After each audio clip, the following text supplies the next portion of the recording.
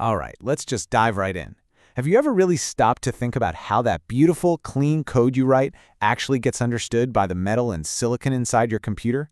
Well, today, we're going to decode the secret language that bridges that massive gap between our software and the hardware it runs on. So I'm sure a lot of you have written code that looks pretty much exactly like this. It's a fundamental building block, totally logical to a human programmer. I mean, it makes perfect sense, right? You've got a loop, you do a little bit of math, you return a result. Simple stuff. Here's the catch. As clean as this is for us to read, the processor itself has absolutely no idea what a for loop is. It doesn't know what float means. It speaks a completely different, way more primitive language. And this is that language. Yeah, that simple little 7-line function just explodes into this wall of text. These are assembly instructions, and this is the processor's native tongue. It might look like total chaos, but it's actually an incredibly precise set of commands. And what's really wild is there isn't just one version of this language. So yeah, this is where we're at, peeking behind the curtain at the fundamental vocabulary of the machine itself. And our job now is to figure out the rules of this language. The formal name for all this is the Instruction Set Architecture, or just ISA for short. You can think of it as the Rosetta Stone for your computer. It defines every single possible command the processor can execute. Adding numbers, moving data around, making decisions. It's the definitive rulebook for how software tells hardware what to do. Okay, so here's the twist. You'd think there'd be just one universal language for all computers, right? But that's not the case at all. For decades, there's been this huge debate raging among computer architects about the best way to design an ISA, and it's led to these fundamentally different, totally competing philosophies. Early on, 4 main ideas popped up, and they all revolved around one simple question. Where does the processor temporarily keep the data it's working on? Do you use a stack, kind of like a pile of plates? An accumulator, which is like a single special workspace?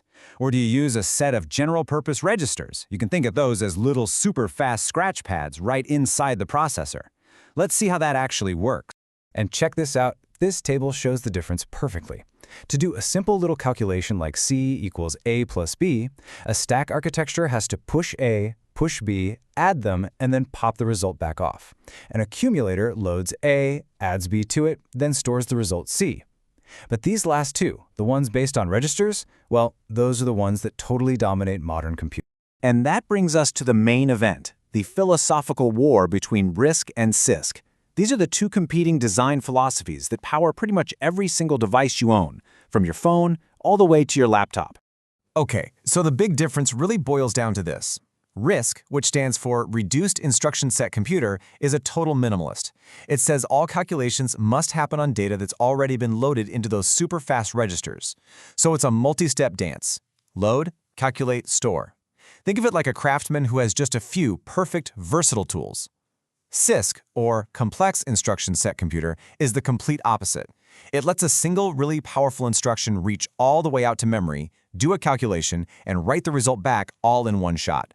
That's the craftsman with a specific, complex tool for every single job. The beauty of RISC is just how simple it is. All the instructions are the same size, which makes them incredibly fast for the processor to figure out and execute. The catch, though, is that you usually need more instructions to get a particular job done. This is the philosophy behind the chips in your smartphone, like ARM, and the new rising star, RISC-V. CISC, on the other hand, is all about code density. The idea is, why use 3 instructions when one complex one can do the job? This was the dominant way of thinking for decades, and it's famously championed by Intel's x86 architecture that probably powers the desktop or laptop you're using right now.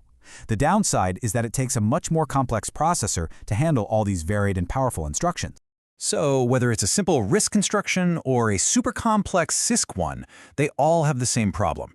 An instruction might say, add 2 numbers, but how does the processor know where to find those numbers? Are they in a register? Are they hiding somewhere in main memory? This brings us to another really critical piece of the puzzle, actually finding the data. And this is exactly where this concept of addressing modes comes into play. You can think of them as a set of recipes that the computer uses to locate its data. Different architectures support a different menu of these recipes. Now there are a bunch of these modes, but let's just look at the big 3. If your code is adding a raw number, like the number 3, That's called immediate mode. If you're using a pointer to get to some data, that's register indirect. And then there's the most common one of all, displacement, which is used all the time to access local variables by taking a base address and just adding a little offset to it. You know, this really points to a core principle in all of computer engineering. You don't try to design for every single possibility under the sun. You design for what happens most of the time. You optimize for the common case. So what is the common case for finding data? Well, get this.